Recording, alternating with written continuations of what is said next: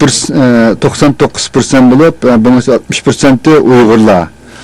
O'rinlashgan nüfusun 8-9%'ni teşkil eden rayonlarga merkezleşken.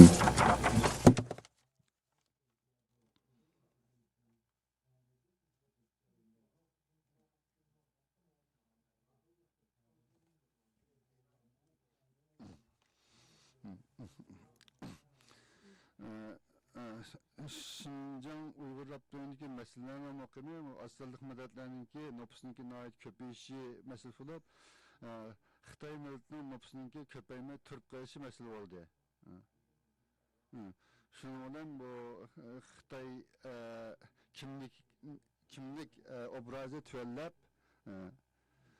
şuna bu Uygurlarning nüfusunu çekleş diyen mesele uzun mezgil bu yana muqim saqlash uchun muhim deb shuni tashviqotlarni qildi.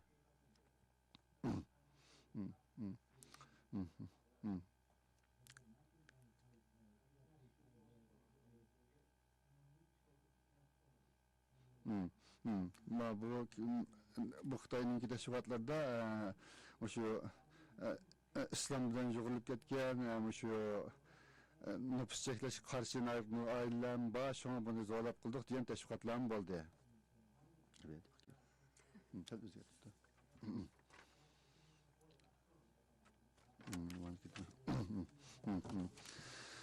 Bu öz vaktinde bu işlerinki öz vaktindeki Şinjan Uyghur Raptörü'nünki baş partiya şöjisi Çengçenggo ma Şizimlerden çağırılıp şu işlerin sorğunu sordu deydi. Ameliyatda ben fakat kesinlikle kuyruğunu kestiği de oylayman.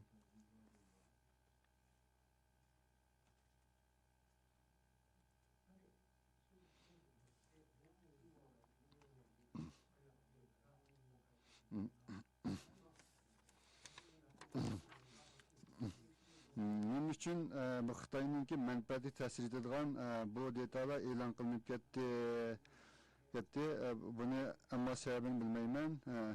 Bu Xitoy hukumati davlatning menfaatiga o'yganda partiyaning menfaatini o'ylaydigan davlat.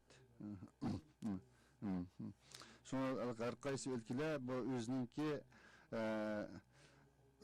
vazifasini o'rinlaganligini ifodalash uchun bu detallarni shayga tizimlab mangan deb qarashga bo'ladi.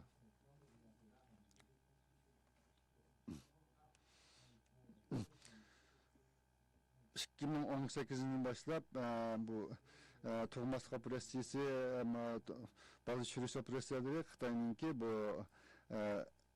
bu deptir kamusuga kirmez oldu.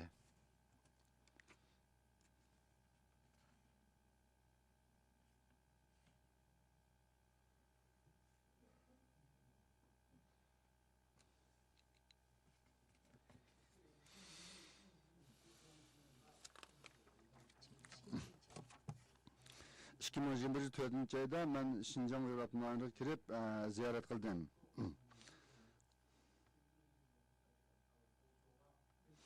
Buraya basam Uygurlar istivatkan piçaklarının hemmizge QR kodu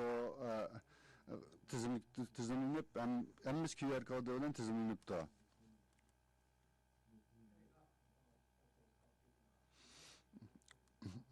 Kim bu piçakını işletiyor diyen uçurlarını Xitoy hükümeti bilip duruş için bunu kılgan. Xitoyning boshqa rayonlarida bu o'ylabmi bo'g'ilmagan ish. Bu faqat shu Şinjan Uyghur Raptörü'ndan bu shunday adam o'ylab bakmadan ishlar yuz beribdi.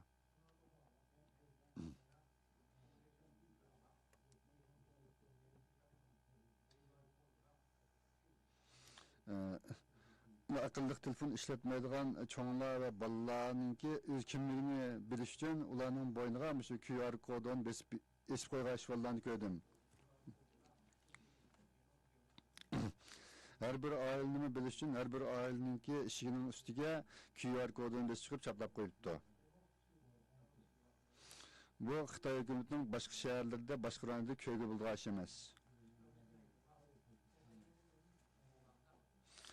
Qashqarda bo'lsa har xil shu ko'chalarda shu saqchi punkti bo'lib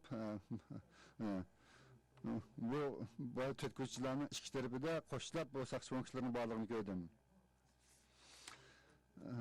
Masjidlarning ustida nechtidani shu kuzatish apparatlarining borligini ko'rdim.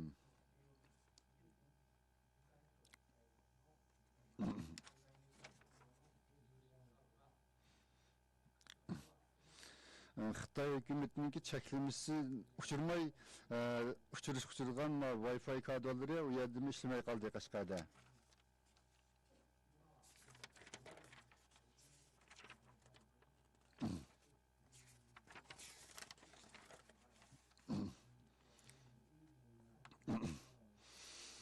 Keşleri ben koçlarını ziyaret edip basam, etraftan bir iki sakçılar etraftan oturganını gördüm.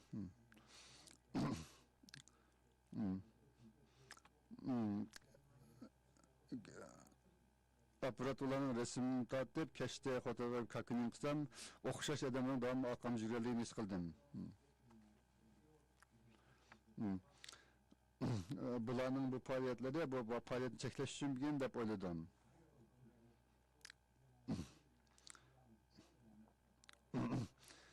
Ularning mavjudligini sezgan atrofdagi Uyg'ur xalqlari darhol bizning atrofimizdan ijroqlarga ketib qoldi. Ba'zilarining gapini anglash uchun do'konlarga kirsak, Uyg'urlarga bizga gap qilishni boshlaganda orqamizda Xitoylar kirsa, Uyg'urlar hech nima demadi.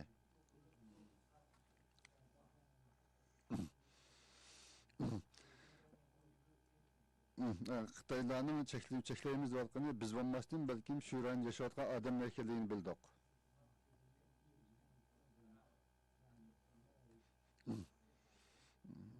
Biz bu masalalarni Yaponiya g'arb gazeti bo'lib necha qatim e'lon qilib keldik.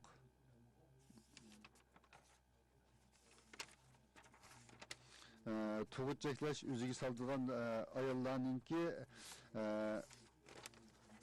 o'zininki gaplarini e'lon qilib keldik.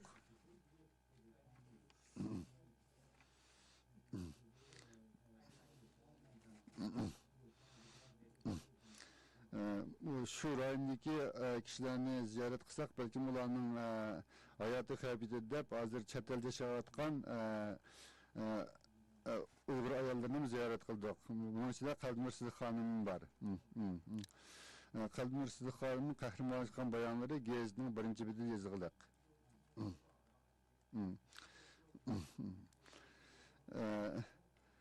Bu emgek o'zi texnikum maktabları deb atalganki, amaliyotda odamning qalbini suydigan maktablar ekanligini bildik.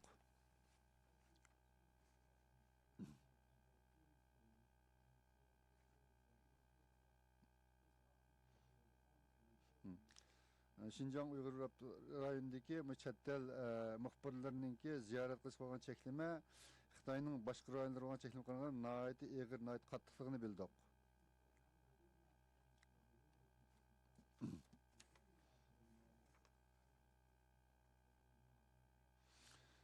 Şinjan Uyghur rayonunda nima bo'ladi, nima ishlar bo'ladi? Yaponiyada nihoyat ko'p muxbir qo'ydigan shu Yaponiya medialarınınki aşağı berip texinbek işlerini iniq yetkiziş gerekliğini es kıldık. Rahmet.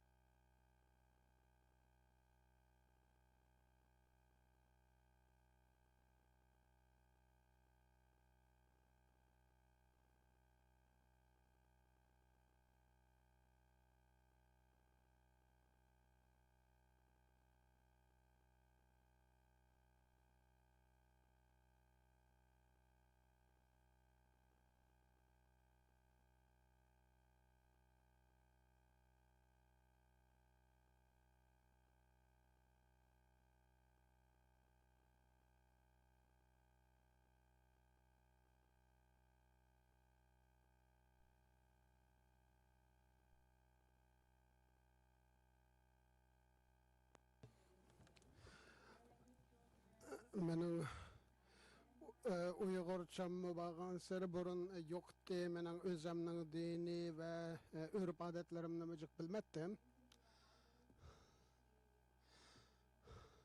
Men asasen özümni assimilasiya kılınğan dep qarab etdim, lekin başkalarga nisbeten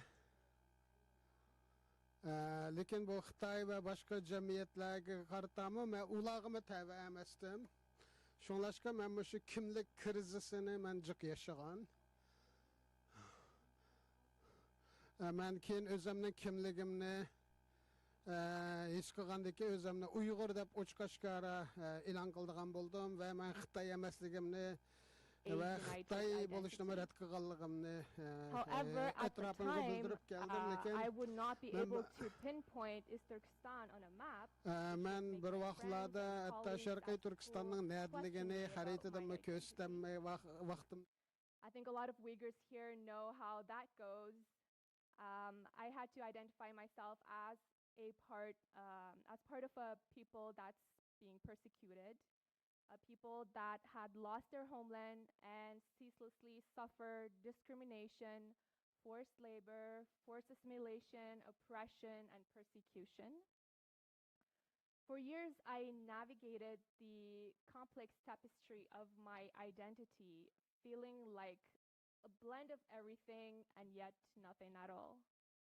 I didn't feel Chinese, but I was also not feeling very Uyghur because I struggled to integrate within my Uyghur community. And I didn't feel Canadian enough to identify myself as such.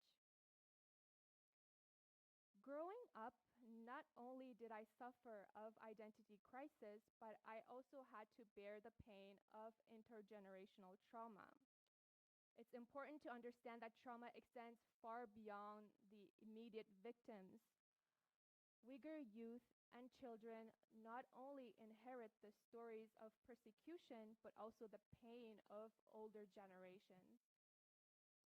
This constant internal conflict epitomized the challenges faced by many Uyghur youth.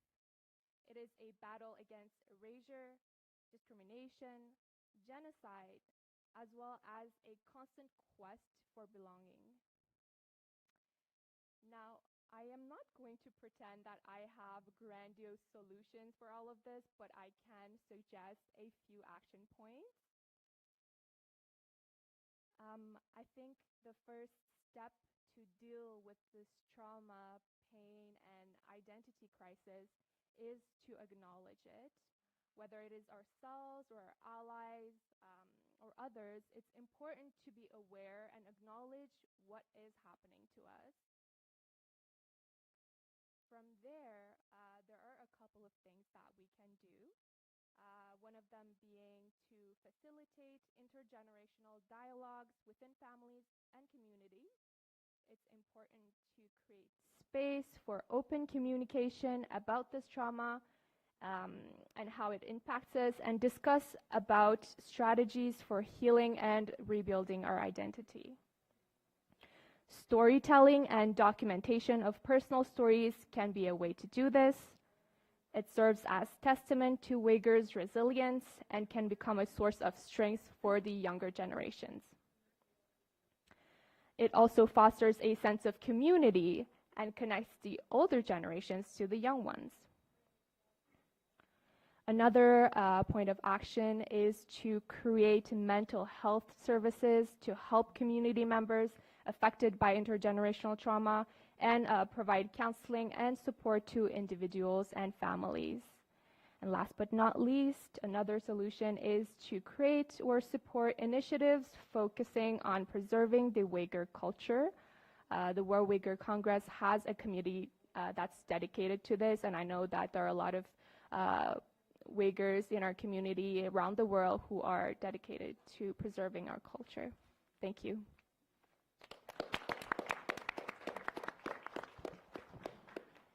Thank you very much to our panelists. Thank you for all the valuable testimonies that you have all delivered, either as researchers, journalists, activists, or as a Uyghur person as well.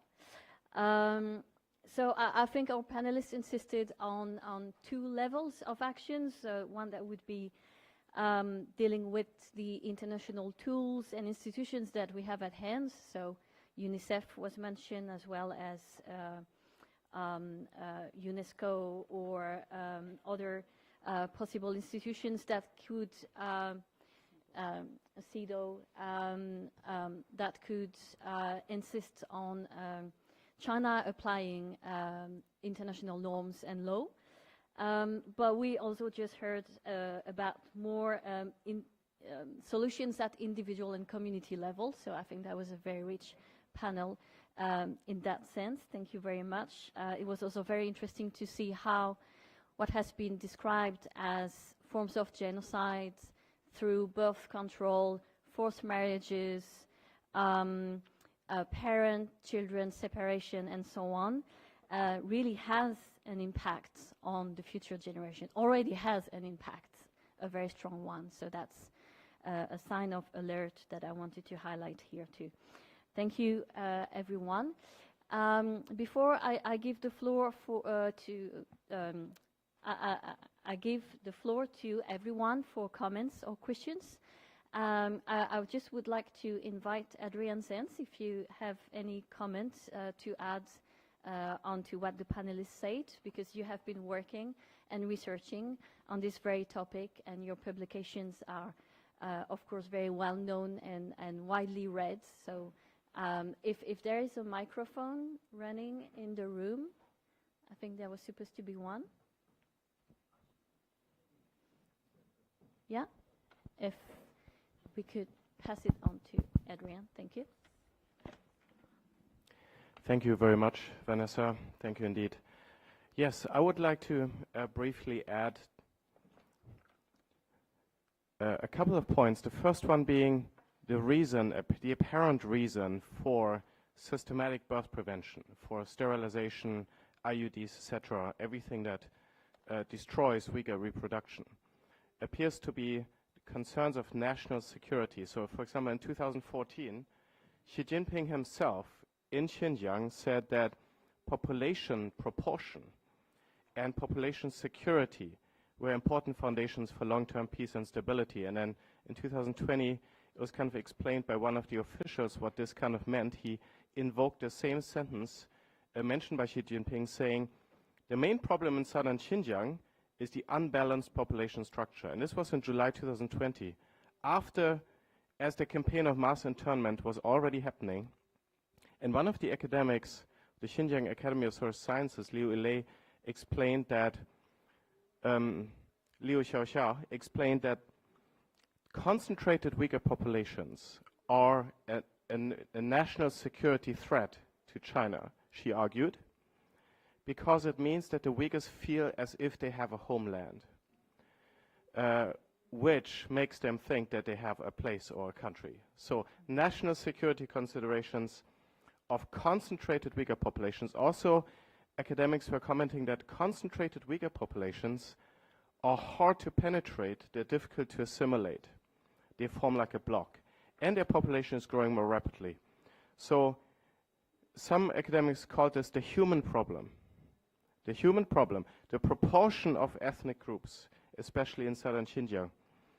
And now going into the future, the concern that this raises is, after especially the publication of my report in the middle of 2020, Xinjiang stopped publishing detailed breakdowns. They stopped prefecture and county breakdowns of birth rates, of death rates, of natural population growth. They have been withholding a lot of population-related data, which makes it very difficult to ascertain the situation going forward. But we can assume that the strategy of the Chinese state in terms of Uyghur population is consistent with the long-term plans surrounding the optimizing of the ethnic population structure. That's, of course, a euphemism for reducing Uyghur population structure. And some of the strategies is, one goal was by 2022 to have at least 300,000 Han Chinese settlers to be moved to southern Xinjiang. We've not since heard if this goal was fulfilled or not, or over-fulfilled. And labor transfers were also mentioned. The labor transfer of Uyghurs out of southern Xinjiang especially was mentioned as another strategy. Of course, the population question is one of the most important aspects for the determination of genocide, for example. And so going forward, I think it needs to be emphasized how the Chinese state is actively withholding data.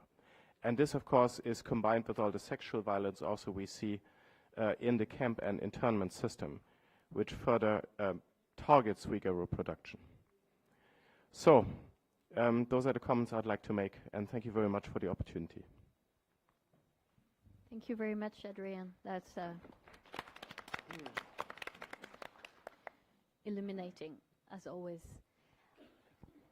Okay, so now we have about 25 minutes for comments and questions from the floor. If anyone has a question, yeah, if the microphone can, and if you can speak slowly for our translators. Oh yes, sure. Thank you. Okay. Well, first of all, thank you very much for a great session. My name is Thomas Schulze. I'm a professor of psychiatry at the University of Munich, Bavaria, and Syracuse, upstate New York, and president-elect of the World Psychiatric Association. And with the World Uyghur Congress, we have been working on trauma, on assessing mental health, the mental health aspects of this horrible genocide. And we are just getting started, basically. We'll talk about the first things tomorrow.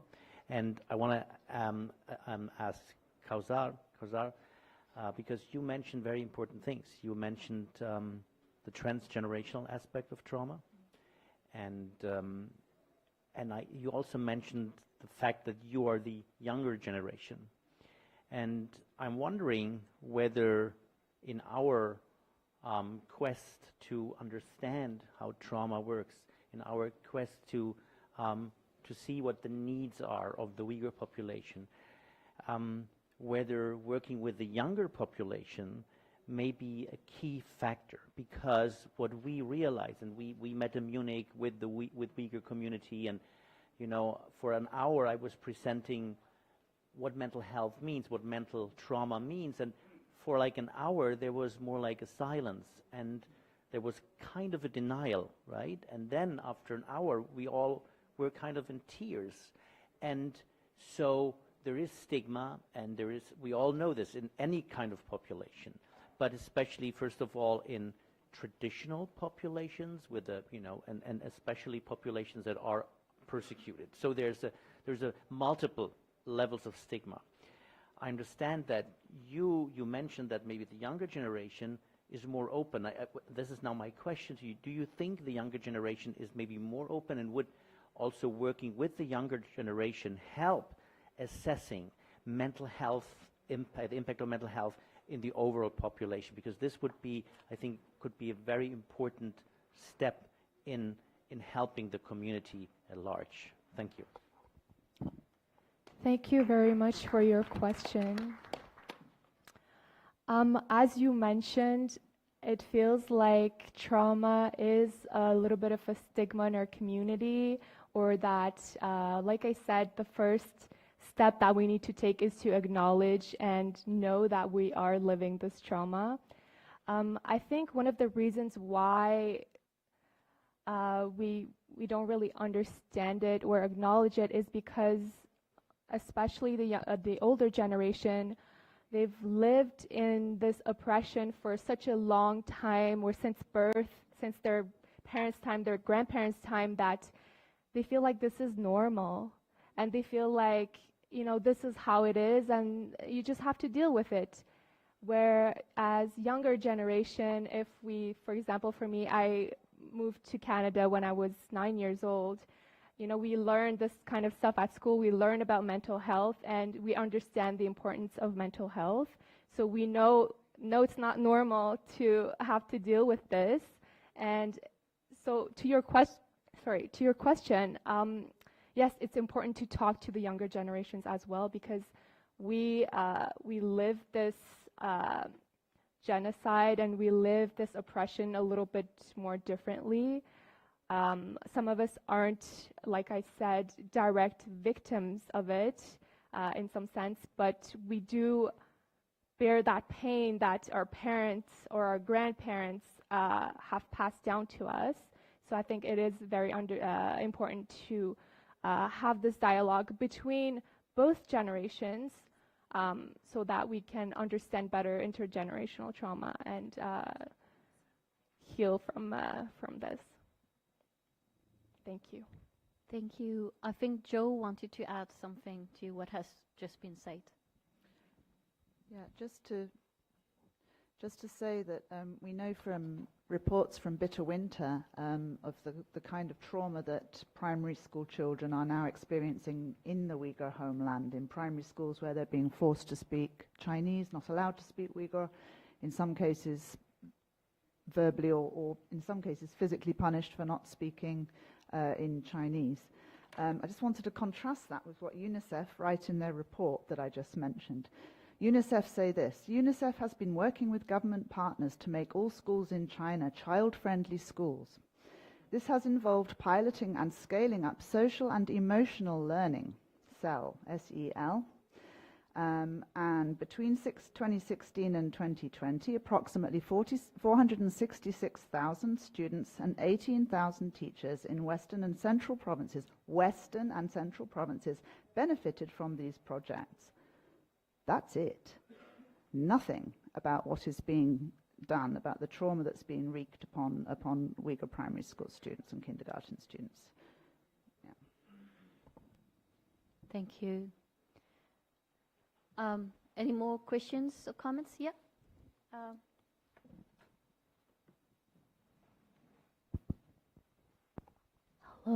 Hello. Thank you to the panel for the wonderful discussion. I'm Aurora. I'm Taiwanese, but I work for the International Tibet Network. This question might be more tangential to the topic at hand, but I was wondering, I think that within East Turkestan, you see that there are concerted efforts to eradicate Uyghur culture, and yet I think in Han Chinese popular media, we see like fetishization and commodification of Uyghur culture, and it's especially gendered, you know, with videos of Uyghur women dancing or, you know, talking about the popularity of Uyghur actresses in like C-dramas or something. So I was wondering how this image, I guess, affects China's overall narrative about Uyghurs and how the international or diasporic Uyghur community and advocacy space can counter these narratives. Thank you.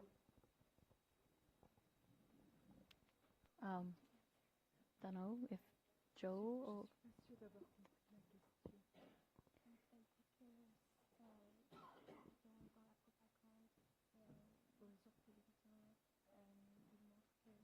Joe, do you want to start? And yeah. I think, just quickly to say, I think what we see from the Chinese state is this flooding technique on the internet, right? They're using this, I think it's been called flooding, where they try to drown out the negative information that Western advocates and victims are spreading, and they try to drown this out with positive stories and positive images, sometimes using kind of puppet Western tourist filmmakers, and they try to flood this out and drown it and complicate the issue, with the result that, you know, I have students at my university sometimes coming to me and saying, I don't know what to believe. I see 2 stories on Twitter. Which one do I believe, right? And of course I have to set them right. But I think part of the way to approach this, of course, is to use the same technique as the Chinese government and to really flood back and retaliate with victim stories, with the human interest stories, with the stories from individuals.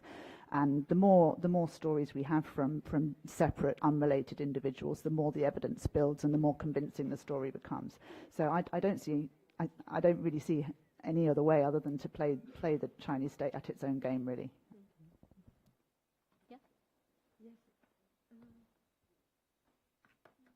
Yes, if I may add, one of the narratives, at least I can speak for France, I cannot speak for other country, but at least for France, one of the narratives that has been, I will say, successful, okay, it's about terrorism. It means that, you know, Uyghur are Muslim and terrorist, and China has been speaking about a lot of the terrorist act of the Uyghur, and this is something in the context we have of today, in a political context with the far right increasing, etc., and all the Muslim and terrorism, it has an impact. And I think here is really a narrative we have to fight against. But, and on the other hand, if I can suggest, for instance, an action we can have on the women. You know, something is very successful, at least in the in Europe, is the march we have on for the 8th of March, is the day for the right of women. And, you know, we have other countries. I work a lot on Latin America, and, you know, the Women for Latin America on the abortion right has been used in this kind of march to make very familiar and very popular their fighting, okay? And I am surprised why Uyghur don't take the advantage of the March for the Women's Rights, okay, to emphasize and to promote and to let know what is going on in Xinjiang about women's rights. And I think this is, because, you know, it's very interesting because feminists in the Occident are not, I will say, they are not working on the Uyghur women's rights. They should be working on those rights. They should be, you know, to have sympathy and to be very sensitive to their issue. Is not. And I think there is something very strong we can maybe work on this and make it, you know, to change the narrative and to impose what is going on there and not what China wants us to see. I'd just like to add a small comment. You've mentioned that this propaganda is to kind of show, I guess, Western countries and other countries that Uyghurs are living well and they're doing good. But I think that part of it is also to show their own population, to tell them, hey, look, you know, we're not using, we're not eradicating their culture. We're actually protecting them, and we're cherishing them. And a lot of Chinese people that buy into this will, you know, go against people who do say, hey, look, our culture is being erased. A lot of counter arguments that I see is, no, that's not true. They're actually, you know, they have better chance at getting jobs. Their culture is cherished, and they're living free. So I think this is also not just to show the Western countries, but to show their own population as well. True. Thank you. So we'll see next March what happens. Yeah. 私はこの8月まで3年間中国に暮らしていました。で中国国内では、毎日、新疆ウイグル自治区の、CM が流れます。コマーシャルが流れます。そこでは新疆ウイグル自治区はこんなに美しいところでみんなが仲良く暮らしているというプロパガンダの CM が毎日流れています。そこで中国で暮らす人の多くの人は新疆ウイグル自治区で不妊手術が強制されたということを知りません。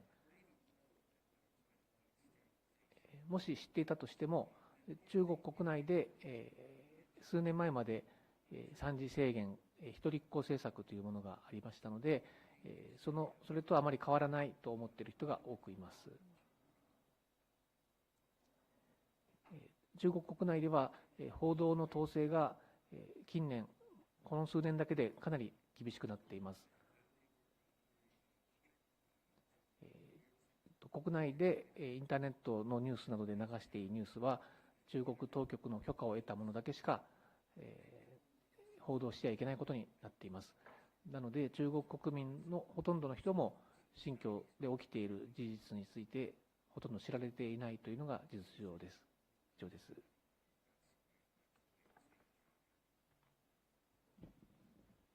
Thank you very much, the four of you. We had a question at the back, and then a question here.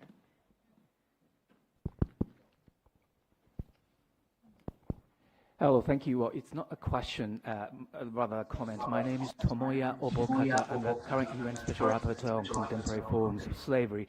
And thank you for sharing your, this is such an important area that I also want to, at last year I published a report on the labor exploitation of minorities, including the Uyghur community, that has gained a degree of attention, which is fine, but my mandate also includes gender-based violence, such as forced child labor, related violence, and I certainly like to hear more about this. So please do approach me during this time, and if there's anything I can do to reflect your voice at the international level, I am very happy to work with you. So please keep that in mind. Please grab me at one point. And thank you once again for sharing your thoughts, and hopefully we can work together and trying to do something. So thank you for that. Thank you. Thank you. Excellent. So we had a question here or a comment.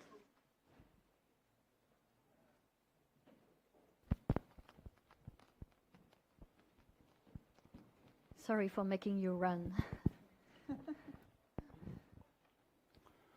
Hello, everybody. I would like to ask this question to Adrian Zenz, please. Adrian mentioned that Chinese government authorities have been hiding the population statistics. So this means nobody knows what is going on in that part of the world. So as a researcher, as a well-known researcher, have you been able to, by yourself or by cooperating with other researchers or research organizations, develop ways to find out what is going on in this part of the world? And is there things that you would suggest to the government to overcome this issue, please? Thank you.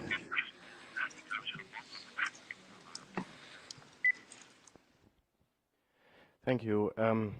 Addressing this very important question, there have been a number of different sources for population figures, some more obvious and others sort of a bit more buried.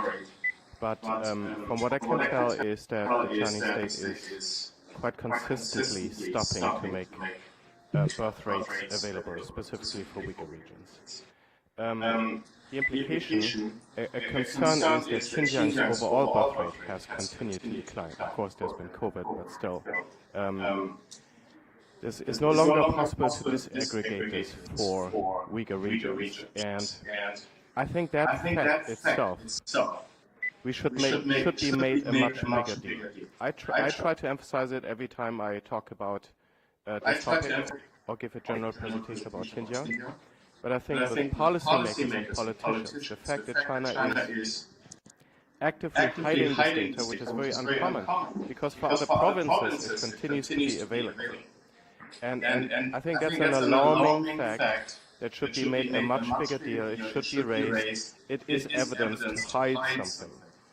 And of course, if we're trying to examine the intent against the attack of the population or possible attempt to commit genocide or whatever over the longer term, in a slow fashion, it's easy to hide a slow genocide through birth prevention, because no visitor to the region can see it. It happens over time. You're not going to notice that there's less children, because there still are children, of course.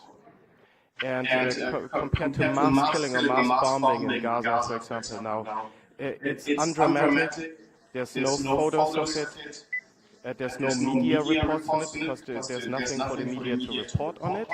It's a very smart way to attack a population. A way that's easy to conceal. And I think that's in our advocacy, in policy making, etc. That's something that should really be pointed out on a very consistent basis. And how concerning it is. Thank you very much, Adrian. Yeah. One more question?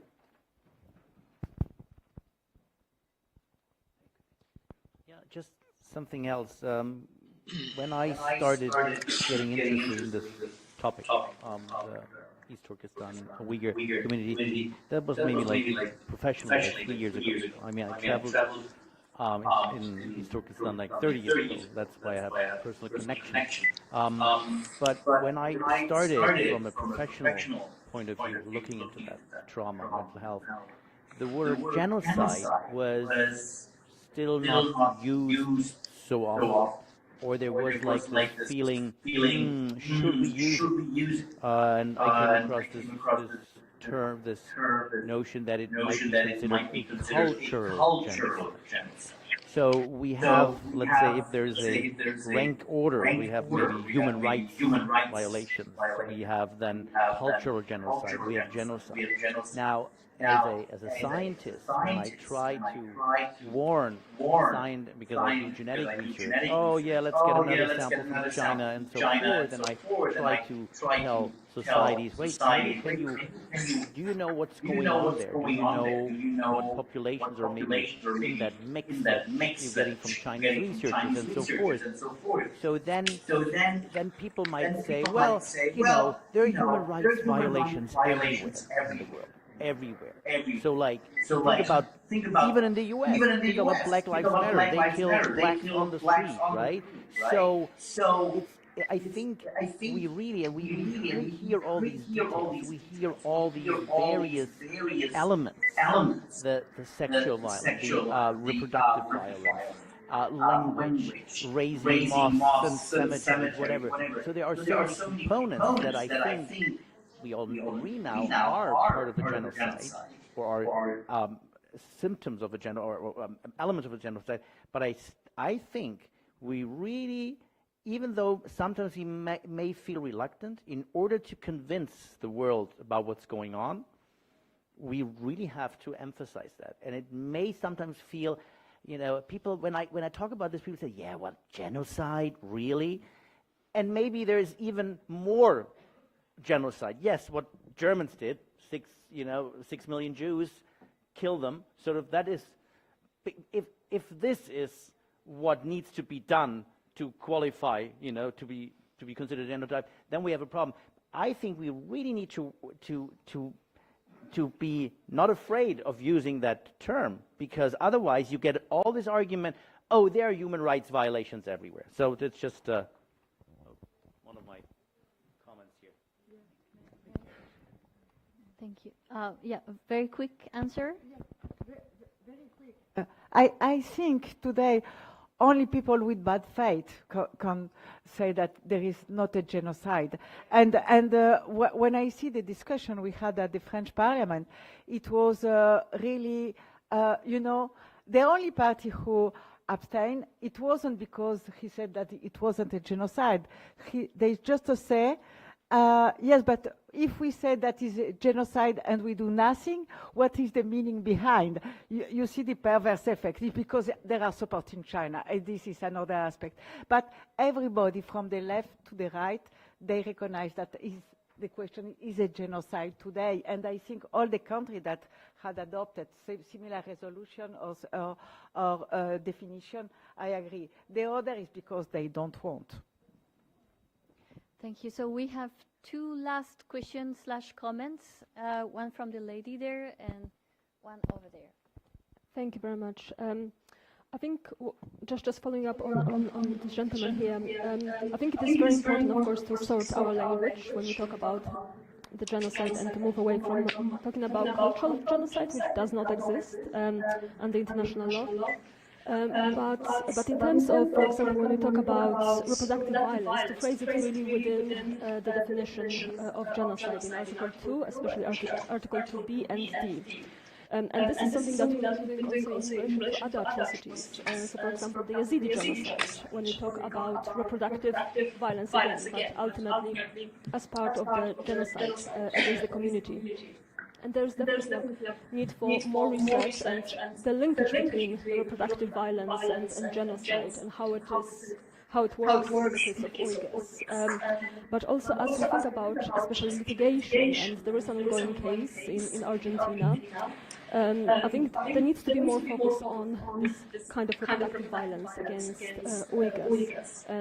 China will be reviewed by the Universal Periodic Review next year, and again, there needs to be more focus on it, and there will be some time over the next months to engage states as they are preparing the recommendations for China to really focus on the topic, and then engaging women's organizations. I agree that women organizations are not involved in this topic, and we need their support as well. Specifically, again, reproductive violence as part of the genocide, as part of physical violence that women are subjected to, but also preventing births within the group.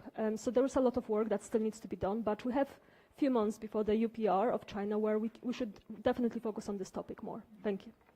Thank you very much for your suggestion. So, very last comment, question at the back. Yeah, Idris. Because I think this room is also the room for coffee and tea, and people are waiting outside. That's the multi-purpose room, you know. So, yeah. Okay, my name is Abdul Hakim Idris. I'm one of the many Uyghurs living in diaspora and the victim of this genocide.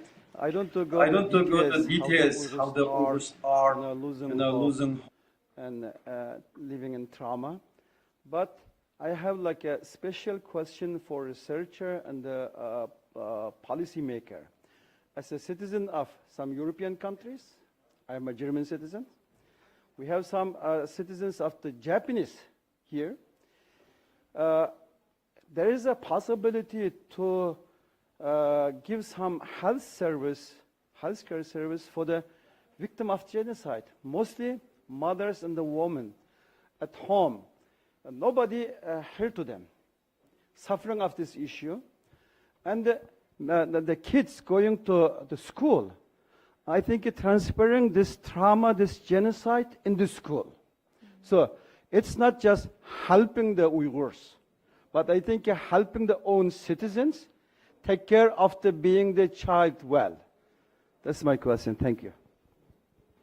Thank you very much. Anyone wants to answer very quickly on this or comment? Any feedback? Yeah. Maybe answers will come over coffee. Okay. Yeah. So we'll just continue this conversation over tea and coffee. Thank you very much, everybody. Thank you to our panelists.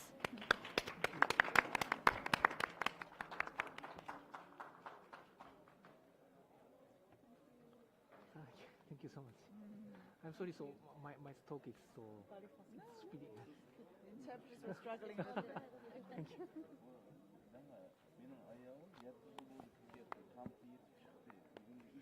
We want to get too much information. Yeah. As much as possible. Yeah, thank you. He's basically saying.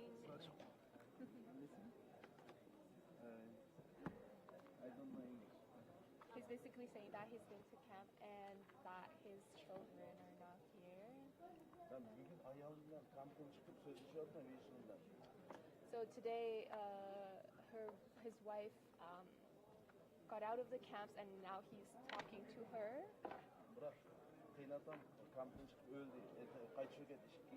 But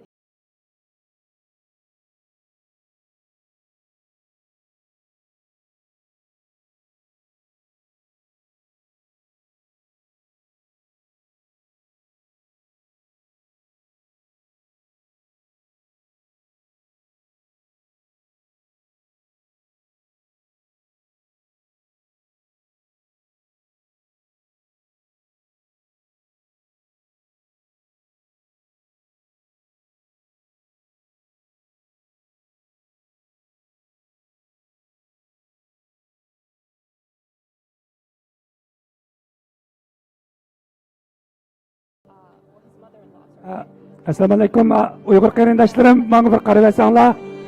Hozir bizga yordam qiladigan ishinglar va hammanglar bunda suv ichgan bo'lsanglar, og'zini ichgan bo'lsanglar, birinchisi amin pokiz ichib yetishinglarni umid qilaman. Andiki yana birsi tashlagan vaqtda bunda tashlamanglar, buni yana bir qatim bitirib qilishga to'g'ri keldi. Shuning uchun qanday qilsam meni qulam qaranglar. Mening og'zi bilan Ma yögep koygan sırtıdaki plastiksi ayrım əxlət. Bunu çoxum çıxırıb etişinler gerek. Bunu çıxırıb maaş ikisini bir ayrım, mani bir ayrım taşlaysınlar. Oh, abroad.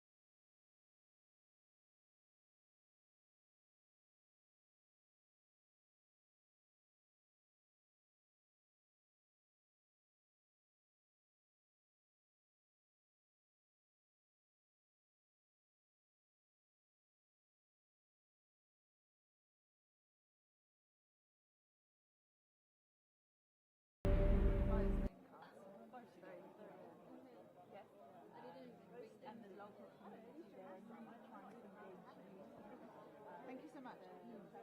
So you're working mainly on Tibet?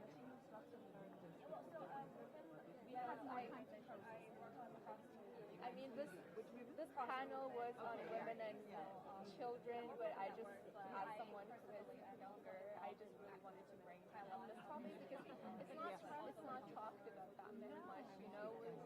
We're talking about. I'm really interested in peripheral solidarities. So solidarities growing in Xinjiang and Tibet and Taiwan and Hong Kong. And this is something I really